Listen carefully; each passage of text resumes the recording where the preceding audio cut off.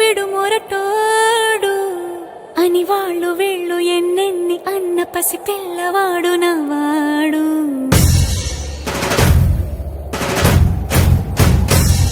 విడుముండోడు అని ఊరు వాడ అనుకున్న గాని మహారాజు నాకు నవాడు.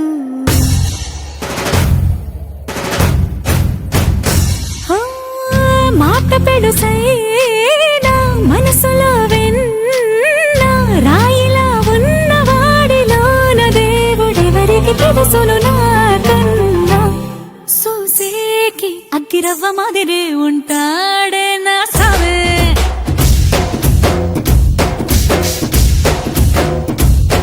మెత్తాని పత్తి పువ్వుల మరే సంటాడే నా సావే.